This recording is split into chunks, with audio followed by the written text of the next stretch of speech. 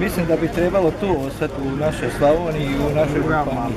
Ali tu bi trebalo u Vinkovcima županija, znači Vukovarsko-srijemska, da su tu novci, a ne da ide za Zagreb, nego mi imamo takve resurse da tu mi možemo živjeti. Mislim da treba imati veće ovlasti, više novaca bi definitivno u županijama, a kad bi se ukinule, ne znam kakvim konceptom bi to uopće funkcioniralo.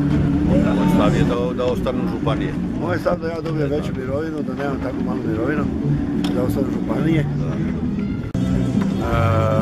Ovako nas dole u Dalmaciji raskinulo, ako stave jednu regiju, onda smo nadrljali.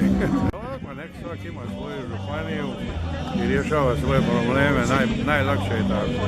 Manji broj županija da bude u pitanju, mislim da bi se novac mogao kvalitetnije rasporediti i bolje se vladati i automatski bi svaka županija bolje rasla. Županije su bili tisućljetni hrvatski san i pokojni hrvatski predsjednik dr. Franjo Tuđman je, smatram, dobro odlučio kada je dao da se osim 21 hrvatska županija, da su 20 županija i grad Zagreb, a opstanak županija će omogućiti da sredstva budu u svakom središtu pojedine županije, što će omogućiti daljnji razvoj županija. Stoga smatram da bi ukidanje županija moglo pogoršati razvoj i opstanak malih sredina kao što su Vinkovci ili na moru kao što je Šibenik ili Virovitica u Slavoniji, tako da mislim da trebalo zadržati županije.